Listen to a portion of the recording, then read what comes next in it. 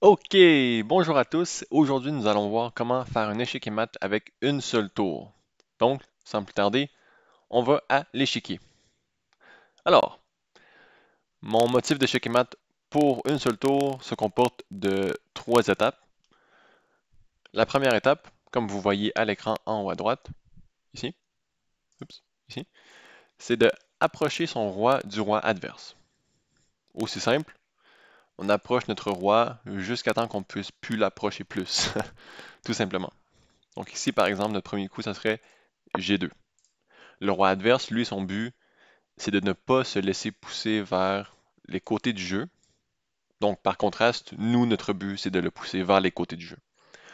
Ceci dit, le roi va vouloir rester dans le centre. Donc ici, par exemple, il pourrait jouer E5. On continue. On rapproche notre roi. F3. Lui, il pourrait jouer D4. Ensuite, on est dans une position où est-ce qu'on est assez proche du roi pour passer à la deuxième étape. Par exemple, Euh, oui, désolé. Mais on peut rapprocher notre roi un peu plus si on veut. Ça n'a pas d'importance. On peut jouer F4. Le roi va bouger encore. Mais on peut passer à la deuxième étape tout de suite. Donc quand vous voyez que les rois sont soit vis-à-vis ou soit en diagonale de 2 par 3, vous pouvez passer à la deuxième étape. La deuxième étape, c'est créer un enclos avec la tour. Donc, très simple, vous regardez où est-ce que le roi est le plus proche du bord. Du coin, ouais, où le roi est le plus proche du coin. Dans ce cas-ci, le roi est le plus proche du coin A1. Donc, avec la tour, vous allez vouloir venir bloquer la colonne et la rangée opposées au coin. Donc, dans ce cas-ci, opposé au coin, bim, c'est ici en E5. Donc, on voit que la rangée, c'est la cinquième et la colonne, c'est la colonne E qu'il faut venir bloquer avec la tour. On n'a pas un coup avec la tour qui nous permet de la mettre tout de suite en E5. Mais ce qu'on peut faire par contre, c'est venir bloquer la rangée 5 d'abord. Parce que vous voyez que notre roi bloque en ce moment toutes les cases de la colonne E. Donc, pour le point numéro 2, créer l'enclos avec la tour, on va venir bloquer la rangée d'abord. Le roi bouge. Et ensuite, là, vous pouvez voir qu'on peut venir jouer le coup qu'on voulait jouer tantôt, tour E5. Par contre, on peut le jouer ce coup-là, mais il y a un meilleur coup dans cette situation-là exactement. Et c'est une sous-section du point numéro 2, 2.1, où est-ce que lorsque les rois font opposition, c'est-à-dire font face à face, avec une case entre les deux, donc une opposition rapprochée, vous mettez le roi en échec. Comme ça.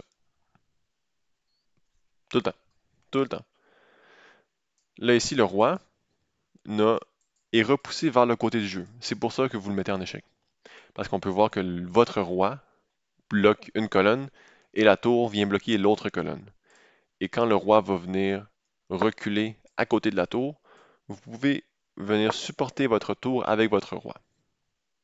Donc, je répète, si le roi adverse joue un coup qui le met en opposition avec votre roi, vous venez porter un échec avec votre tour. Donc, vous voyez, la tour bloque la colonne D, le roi bloque la colonne E. Donc, le roi est obligé de reculer. Ensuite, évidemment, vous venez protéger votre tour. Et là, vous pouvez voir que l'enclos a rétréci. Il est devenu plus petit. La tour bloque maintenant D et 5. Tantôt, c'était E et 5. Donc, il y a ce coup-ci avec l'échec. Vous auriez pu aussi jouer tout simplement tour E5, le roi bouge, et ensuite vous avez la même situation où est-ce qu'on était tantôt,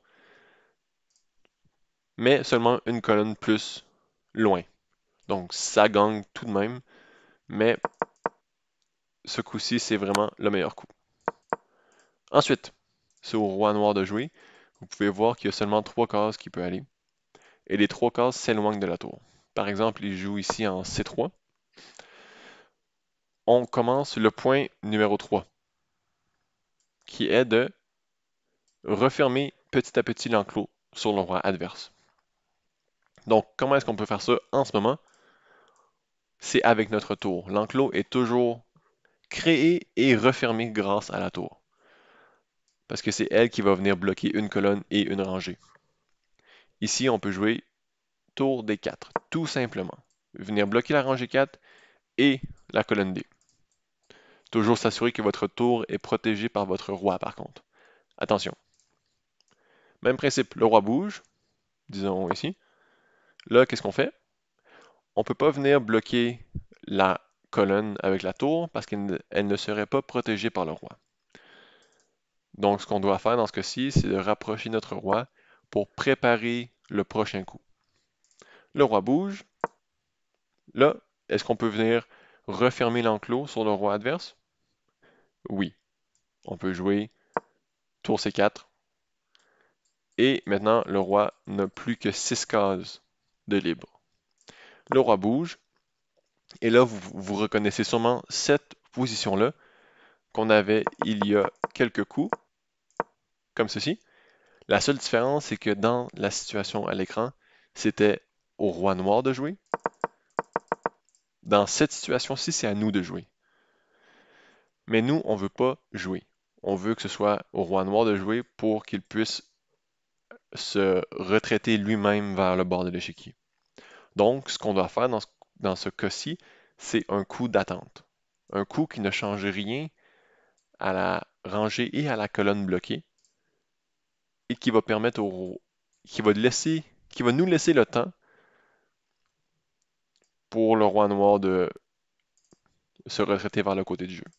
Ce coup-ci, par exemple, ce serait un coup comme tour G4.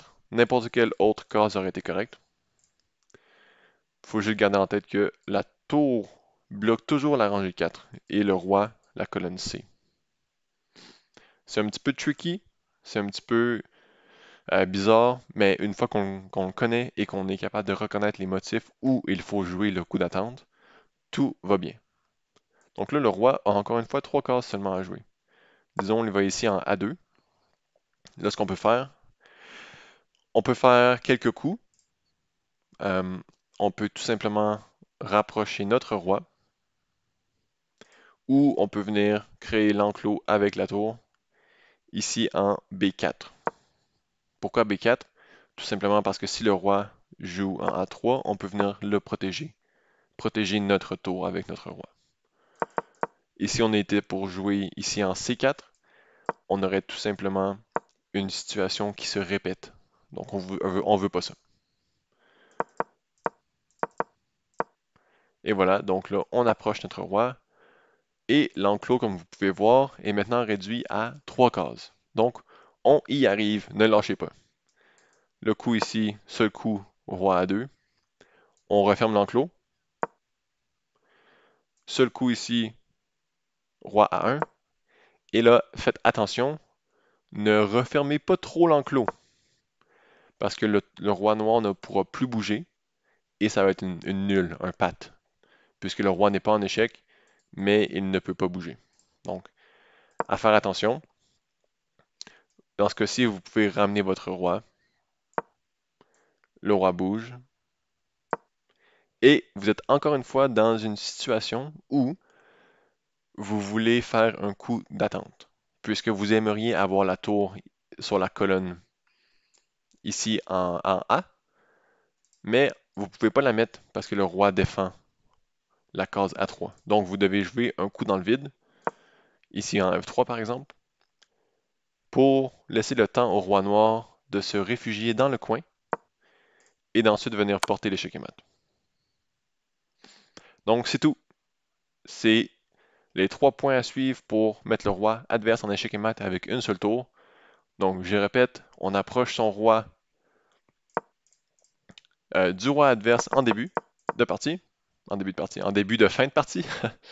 Ensuite, on crée l'enclos avec la tour, en gardant en tête que si les rois font opposition, on donne un échec avec la tour. Ensuite, si notre tour est attaquée, on la défend avec notre roi, évidemment. Lorsqu'on peut refermer l'enclos, on rapproche notre tour pour refermer l'enclos.